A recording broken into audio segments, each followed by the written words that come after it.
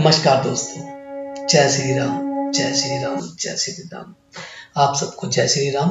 और आज मैं लेकर आया हूँ आपके लिए फिर से एक रामायण से एक नया पाठ। पिछले पाठ में मैंने आपको बताया था कि कैसे हनुमान जी ने लंका में जाकर पूरी लंका में आग लगा दी थी और रावण को किस तरीके से बताया था कि वो श्री राम के भक्त हैं, सबसे बड़े भक्त हैं। वो सीता माता को ढूंढते हुए यहाँ पहुंचे हैं। हनुमान जी ने रावण से कहा कि आप उन्हें सम्मान पूर्वक श्री राम को वापस कर दें और क्षमा मांग ले तो राम आपको माफ कर देंगे, लेकिन रावण नहीं माने। तो ये कहानी है उसके बाद की। तो ये पाठ शुरू करते हैं। प्रभु राम सेतु बांध का निर्माण। अब श्री राम और वानर सेना की चिंता का विषय था कि कैसे पूरी सेना समुद्र के दूसरे ओर जा सकेंगे, क्योंकि लंका जो थी समुद्र के पार थी और समुद्र को पार करना इतना आसान नहीं था। लेकिन हमारे श्री राम महान थे। श्री राम ने समुद्र जी से निवेदन किया कि वे रास्ता दें ताकि उनकी सेना समुद्र के पार जा सके। उन्होंने कई बार समुद्र से बात करी लेकिन वो नहीं माने। तब राम ने लक्ष्मण से धनुष मांगा और अग्नि बाण को समुद्र पर साधा, जिससे कि पूरा पानी समुद्र का सूख जाए और वो आगे बढ़ जाए। जैसे ही श्री राम ने ऐसा किया, समुद्र देव डरते हुए प्रकट हुए और श्री राम से माफी मांगी और कहा, हे नाथ, ऐसा ना करें। आपके इस बाण से मेरे में रहने वाले सभी मछलियां और जीवित प्राणी का अंत हो जाएगा। श्री राम ने कहा, हे समुद्र देव, आप बस हमें ये बताएं कि मेरी ये विशाल सेना समुद्र के उस पार कैसे जा सकती है। समुद्र देव ने उत्तर दिया, हे रघुनंदन राम, आपकी सेना में दो वानर हैं, नल और नील। याद रखिए आप सब लोग, नल और नील, उनके स्पर्श करके किसी भी बड़े से बड़ी चीज को पानी में तैरा सकते हैं। ये कहकर समुद्र देव चले गए। उनकी सलाह के अनुसार नल और नील ने पत्थर पर श्री राम के नाम लिखकर समुद्र में फेंक दिए तो देखा पत्थर तैरने लगे। उसके बाद एक एक करके नल और नील समुद्र में पत्थर को फेंकते गए और समुद्र में अगले छोर तक पहुंच गए। अगले छोर पे पहुंचने के बाद लंका में श्री राम की वानर सेना पहुंच गई। श्री राम ने अपनी सेना के साथ समुद्र के किनारे डेरा डाल दिया। जब इस बात का पता रावण की पत्नी मंदोदरी को पता चला तो वो घबरा गई और उसने रावण को बहुत बार समझाया, पर वह नहीं माना। वो अपने घमंड में बिल्कुल चूर था, वो नहीं माना और अपनी सभा में चले गए।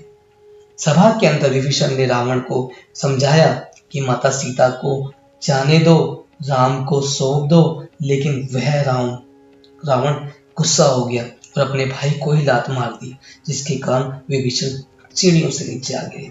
विभीषण ने उसी समय अपना राज्य छोड़ दिया और वो श्री राम के पास आ गए।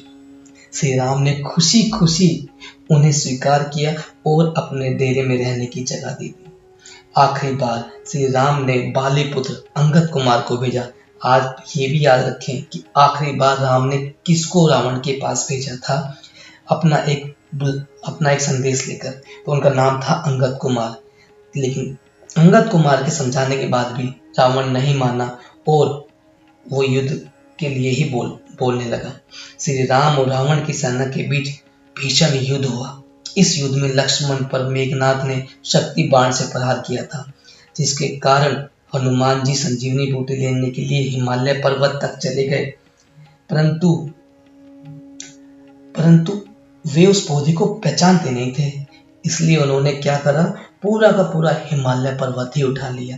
दोस्तों, आप लोगों ने फोटो देखी होंगी हनुमान जी की, जिसमें वो उड़ते हुए आ रहे हैं और हाथ में हिमालय पर्वत उठा रखा है। जिस किसी ने भी इसको देखा है पिक्चरों में, सीरियल में, ये इतना भावुक होने वाला सीन है ना कि हनुमान अपने एक हाथ से पूरा हिमालय उठा कर ले आते हैं। यहाँ तक कि रावण के भाई कुंभकर्ण जैसे महारथी असुर को भी भगवान राम ने अपने बाण से मार डाला।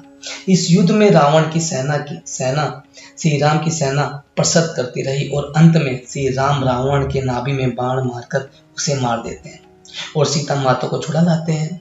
श्री राम विभीषण को लंका का राजा बना देते हैं, लेकिन राम माता सीता से मिलने से पहले उनकी अग्नि परीक्षा लेते हैं।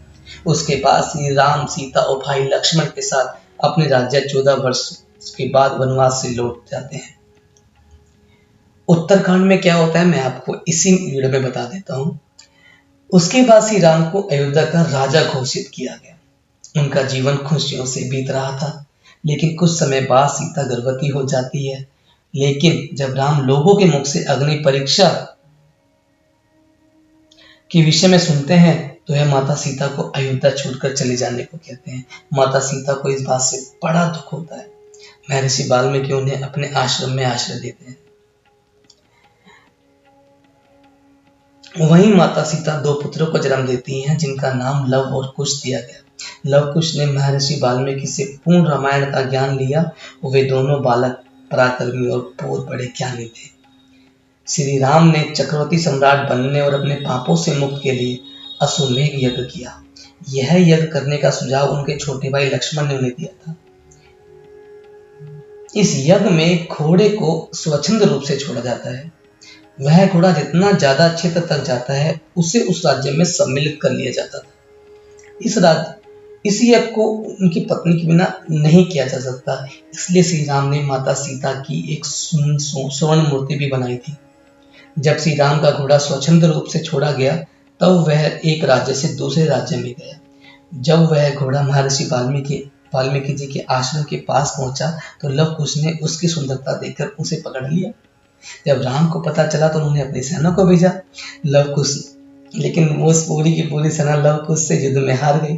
जब राम वहां पहुंचे तो उन्होंने उन बालकों से पूछा कि क्यों किसके पुत्र हैं। तब लव कुश ने माता सीता का नाम लिया। जब राम ने यह सुना तो उन्होंने बताया कि वह उनके पिता हैं। यह सुनकर लव कुश भी बहुत खुश हुए और राम से गले मिल गए। जब उसके बाद वे सीता माता के आश्रम गए। उसके बाद श्री राम, माता सीता और लव कुश को लेकर अयोध्या लौट आए। तो ये थी आज की कहानी, श्री राम की कहानी, जहाँ उन्होंने 14 वर्ष वनवास करने के बाद वापस आ गए, रावण को मार दिया। अग्नि परीक्षा के नाम पर जो सीता मैया का उन्होंने अलग किया था, उसके बाद लव कुश होने के बाद उनको वापस भी ले आए। दोस्तों, कहानी राम की रामायण की कहानी बिल्कुल असली कहानी है। इसे कोई काल्पनिक नहीं कह सकता, ये बिल्कुल असली कहानी है। ये हमारे हिंदू धर्म की सबसे बड़ी कहानी है, जिसे हर कोई सुनना चाहता है और जो भी सुनता है वो सुनता ही चला जाता है। तो आशा करता हूँ दोस्तों आपको ये मेरा रामायण वाला पार्ट आपको अच्छा लगा होगा। तो अगर आपको अच्छा लगा तो आप इस स्टोरी को, इस पार्ट को आगे शेयर कर दें। अगर आप मेरे चैनल पर नए हैं तो प्लीज़ प्लीज़ प्लीज़ आप मेरे चैनल को सब्सक्राइब करें। अगली वीडियो के लिए आप देखते रहें मेरे चैनल को। जय श्री राम, जय श्री राम, जय श्री राम।